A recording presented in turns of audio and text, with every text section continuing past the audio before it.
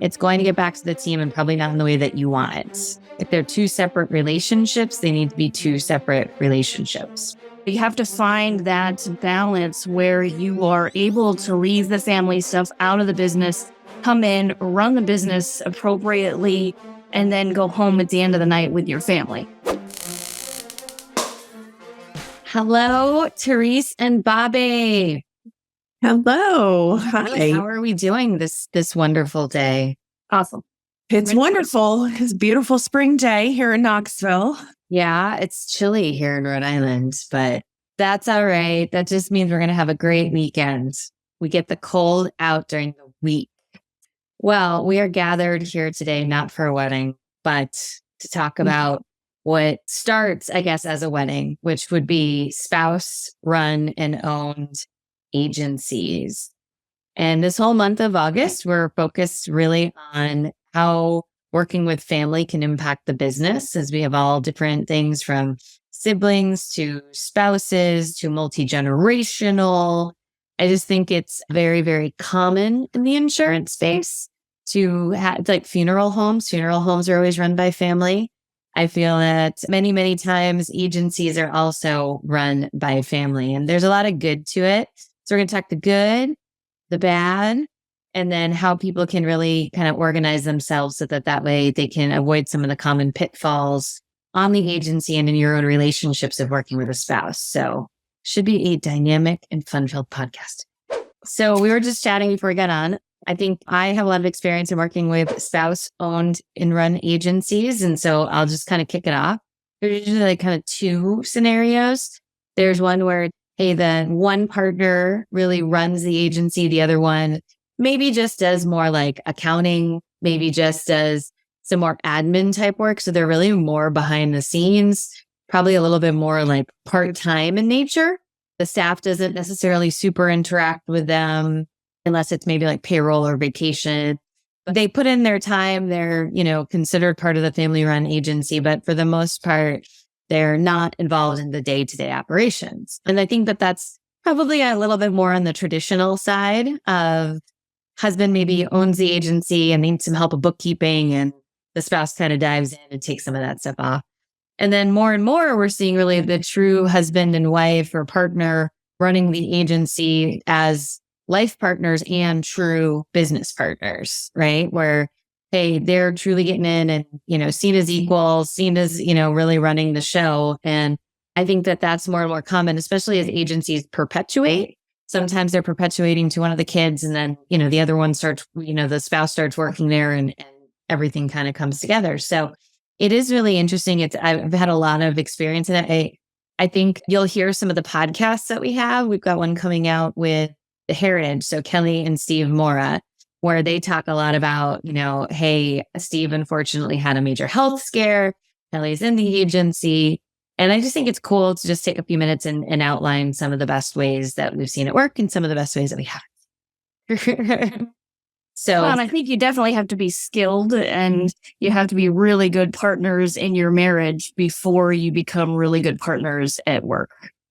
Yeah. And we have seen seen some of the ones where some things happen in the marriage one way or another. I'm not going to spill the tea, but some things happen, and this then puts a lot of things in jeopardy, right? And a lot of times because you're married, you don't always have a strong business partnership agreement. And generally speaking, most people don't want to get divorced and still work together. They generally, it's not like we're great business partners, but crappy spouses or vice versa. And I think that is something that I always encourage is, even though you are married, you do want to have a strong partnership agreement that just clearly indicates what those scenarios look like. And if anything, it's just a clear plan before things get ugly to say, this is how we would divide up the business. And I know that those things are super awkward to talk about. Nobody walks down an aisle thinking they're going to get divorced. But the older I get, the more I'm like, all this stuff just happens. So I think it's important for everybody up front, as you're identifying if this is a good fit for you, because we have some people listening right now that have been doing this forever. And then there's probably some people listening like, I'm thinking that this is the direction we're going to go. And somebody's always in the business and then somebody's always coming in, right? So that is some things that I think we have to just kind of talk about. So let's maybe start there. You're thinking about working together, right? Usually somebody's employed currently. And one of two things happens. That becomes in jeopardy, right? Somebody gets laid off, that job's no longer serving them. Or in the agency, something happens and it's like, we need help. And the spouse is like, well, this just might be a better fit to come work for the family business. So it's never generally like, maybe. It's usually like an event that pushes people together, because I think working together with your spouse can be overwhelming. Me and my husband have done it on a few projects, and we got out by like the skin of our teeth at the end. Because everything that you do, I like to say, is either the good parts are like amplified tenfold, and the bad parts are like walking on shattered glass every day. Well, and you definitely, you have to have that commitment. And the great thing would be that you both have this same great life goal is to be successful. And that life goal kind of binds you together and makes you both striving for the same thing, which is really cool. If you can walk alongside your spouse together in life and together in business and be successful, that's excellent. And we definitely saw that with Heritage in the podcast that you did with them. They're definitely walking along and coming together as well. When Steve had the medical issue, how they came together was awesome. You guys have to go out and watch that podcast to see that, but definitely a bond that is great to have in life and in business. Yeah, definitely. I think if you're thinking about going through working together, we have in our blog that's associated with this podcast a link where you can download a sample of what we call our family contract. And this works for spouses, siblings, cousins, uncles, whoever it is. I think it's really upfront. You have to identify there has to be two different relationships, especially I think with the kids. So parents and kids in particular. I think spouses are one thing, but I think you can kind of work that stuff out. But with the kids, it's always like, when am I taking charge? What's this look like? And then the kids have spouses and they're like, why does your sibling get this and you don't get this? I always say this with siblings. It is not the siblings that crush those relationships. It's the spouses. And I know that sounds insane, but I've seen it in every sibling partnership that is disintegrated. The spouses have a definite role in that, because it's like, well, why did they get to go to Greece? When are we going to Greece? You're working so hard and they're off at XYZ. And, you come home and you maybe chat to your spouse about your disagreements or your squabbles, but you get back into that office the next day and make amends with your sibling. You don't always call your spouse and be like, all is well. And then you've got the parents involved and, there's money involved and there's all these things that can get really, really dicey. So I say like sibling agencies are some of the most unique and dynamic ones that we have. Bobby, what do you think about, hey, you're getting together, you're thinking about working together. I want to talk a little bit about, I think up front, you have to clearly identify everybody's roles. One of the fastest is coming in probably without insurance experience. Very rarely do you see like two parties where it's like, of course, no doubt. And then you have this team of people that's also like, OMG, we're now working for a husband and wife. What does this look like? Yeah, I think communication is key. A contract, some way to set that information up when we're clearly aligned about what we want our goals to be. Because a lot of times we get down the road and we've actually had this conversation recently just about, in a different way of, when things start to go south, our goal should not be to destroy the other person in our life. And we tend to, when communication breaks down, if we haven't planned far enough in advance and planned for those times where communication could potentially break down, not that we want it to, but it does.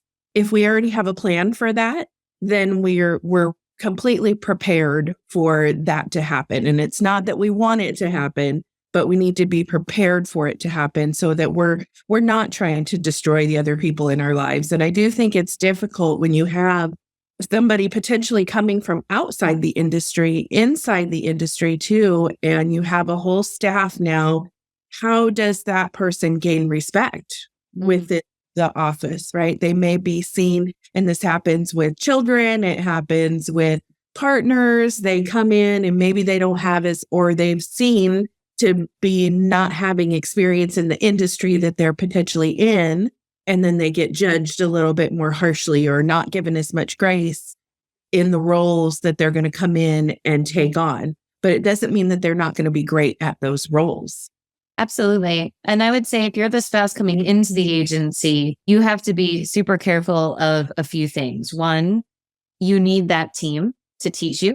It can be very difficult for spouses to teach each other things. Like you can get a kind of a short fuse sometimes. Maybe I'm just speaking for myself.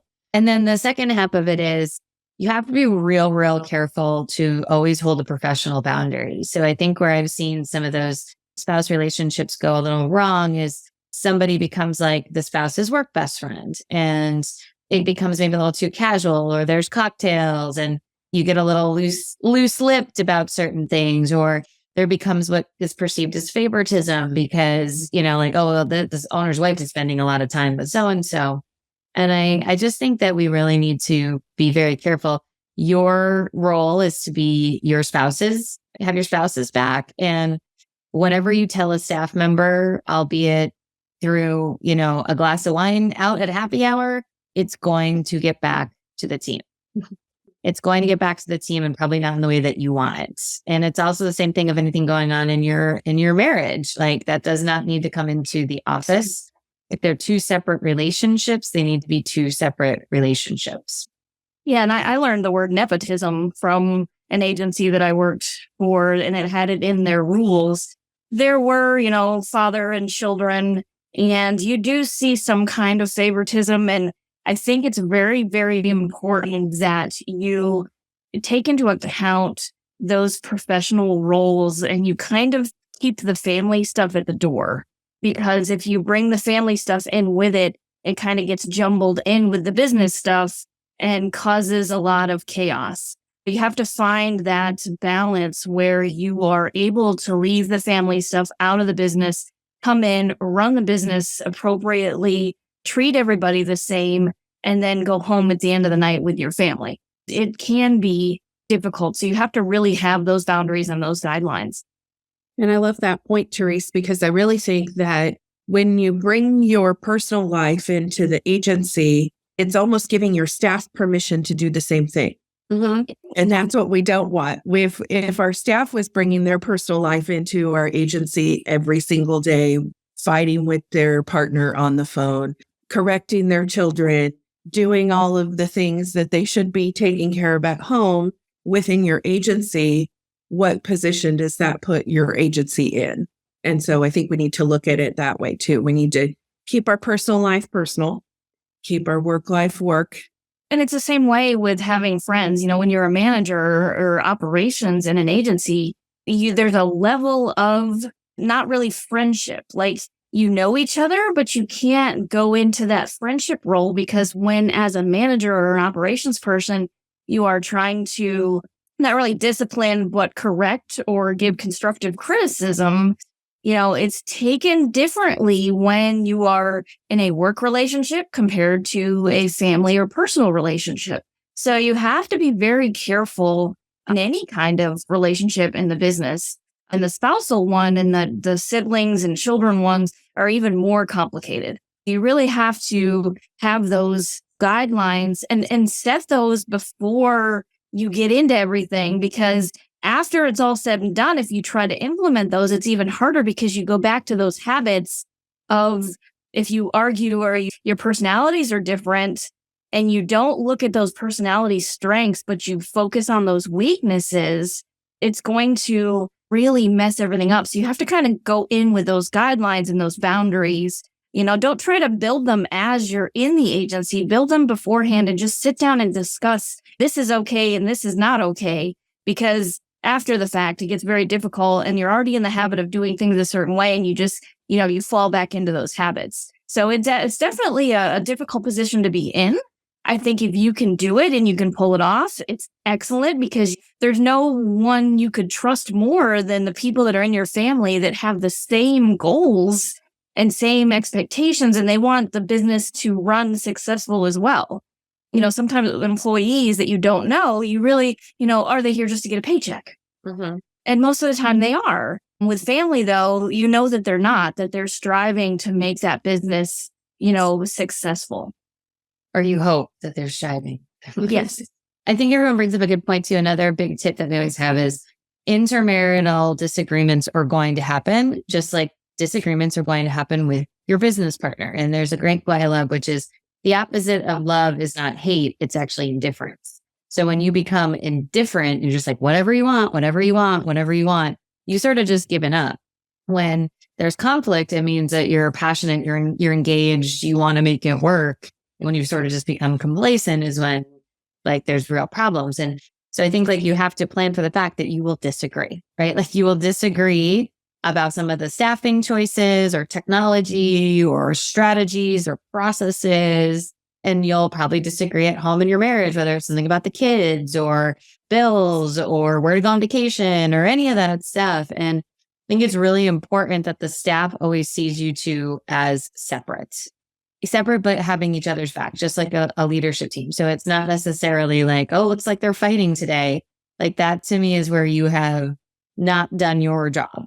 You guys aren't getting along. You fake it till you make it in the office. That's the goal 110%. And I think that the real key to success is that you keep that in the back of your mind, because sometimes when, like in a normal world, you're upset with your spouse and one of you goes to work, the other one goes their separate way, and you got time to cool down, right?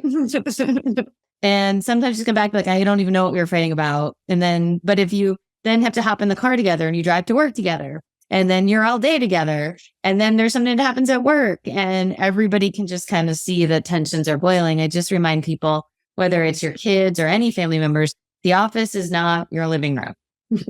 It does not need to be your living room. Now, if you guys need to take the morning off to go deal with your garbage, take the morning off and deal with your garbage. Like you own the place, you can do that.